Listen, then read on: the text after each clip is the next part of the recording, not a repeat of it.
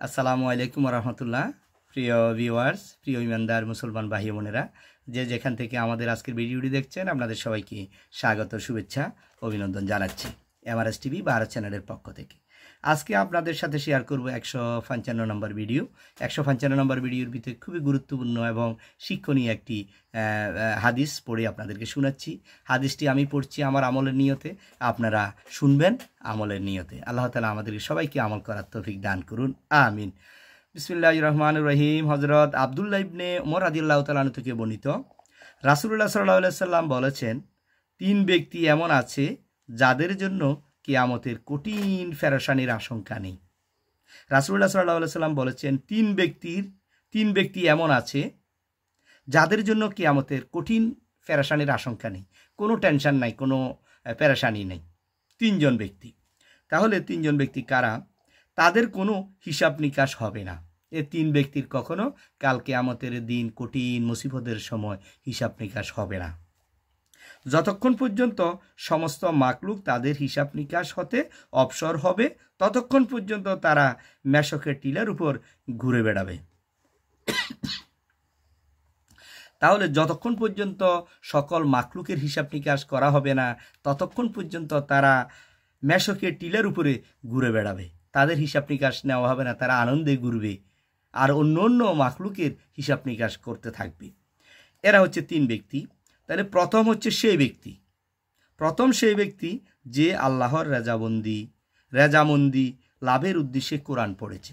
1 নম্বর ব্যক্তি হচ্ছে সে যে আল্লাহকে রাজি খুশি করার জন্য, আল্লাহর রেজামন্দি হাসিলের জন্য কোরআন পড়েছে এবং এভাবে ইমামতি করেছে, এবং সে কোরআন পড়েছে এবং এভাবে ইমামতি করেছে যে মুক্তাদিরা তার প্রতি রাজি হয়েছে। তাহলে এই হচ্ছে সে ব্যক্তি যে আল্লাহকে রাজি খুশি করার জন্য, আল্লাহকে খুশি করার জন্য, আল্লাহর রেজামন্দি হাসিল করার জন্য সে কোরআন পড়েছে এবং সেইভাবে ইমামতি করেছে, এবং ইমামতি করার পরে যে মুসল্লিরা রয়েছে, মুক্তাদিরা রয়েছে, তার প্রতি রাজি আছে, তার প্রতি খুশি আছে। 1 নম্বর ব্যক্তি। এই ব্যক্তির কখনো হিসাব হবে না, সবার হিসাবের শেষে তার হিসাব হবে। 2য় ব্যক্তি সেই যে আল্লাহর রেজামন্দির উদ্দেশ্যে লোকদেরকে নামাজের জন্য ডাকে। 2য় নম্বর ব্যক্তি হচ্ছে যে সবসময় মানুষদেরকে নামাজের জন্য ডাকে, তারও হিসাব নিকাশ হবে না, সে ঘুরে বেড়াবে। কোথায় ঘুরে বেড়াবে? মেশকের টিলার উপর সে ঘুরে বেড়াবে। 2 নম্বর হচ্ছে সেই ব্যক্তি যে কি করবে? যে মানুষদেরকে নামাজের জন্য ডাকে, আসো নামাজের দিকে, আসো কল্যাণের দিকে, আসো মঙ্গলের দিকে। তাহলে নামাজের দিকে কারা ডাকে? মুয়াজ্জিনেরা ডাকে।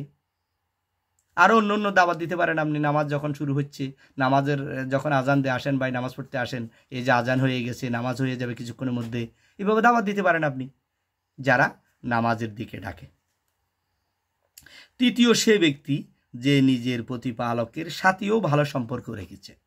3য় সে ব্যক্তি যে সে আল্লাহ তাআলার সাথে একটা ভালো সম্পর্ক রেখেছে।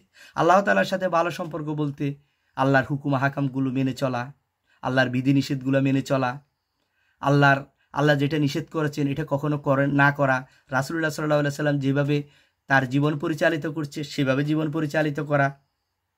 এক কথা হচ্ছে আল্লাহ যেটা নিষেধ করেছেন সেটা থেকে বিরত থাকা, রাসূল সাল্লাল্লাহু আলাইহি সাল্লাম যেভাবে জীবনযাপন করেছেন সেভাবে জীবনযাপন করা। এটা হচ্ছে আল্লাহর সাথে সম্পর্ক তৈরি করা, এবং নিজ অধীনস্থ লোকদের সাথেও ভালো সম্পর্ক বজায় রেখেছে। এবং নিজ অধীনস্থ বলতে কারা? নিজের ছেলে সন্তানেরা, নিজের স্ত্রী, তারপরে নিজের ভাই বোন, মা বাবা, আত্মীয় স্বজনদের সাথেও সে কী করেছে? ভালো সম্পর্ক রেখেছে। আল্লাহর সাথেও সম্পর্ক রেখেছে, আত্মীয় স্বজনদের সাথেও সম্পর্ক রেখেছে। তাহলে আল্লাহ তাআলা বলতেছেন এই 3 ব্যক্তির জন্য কোনো হিসাব নিকাশ হবে না, সকল মাকলুকের হিসাব নেওয়ার পরে তারপরে তাদের সাথে কথা বলবে আল্লাহ তাআলা। কি করবেন সেটা আল্লাহ ভালো জানেন।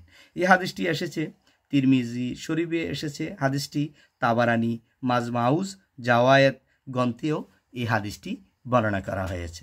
আল্লাহ তাআলা আমাদেরকে এই 3 ব্যক্তির যে বলেছে, আল্লাহ তাআলা যাতে 3 ব্যক্তির সাথে আমাদেরকে আমল করার তৌফিক দান করে, তার সাথে আমাদেরকে শামিল করে দিন, আমিন। সবাই ভালো থাকবেন, সুস্থ থাকবেন, 5 ওয়াক্ত নামাজ জামাতের সাথে আদায় করবেন। আসসালামু আলাইকুম ওয়া রাহমাতুল্লাহ।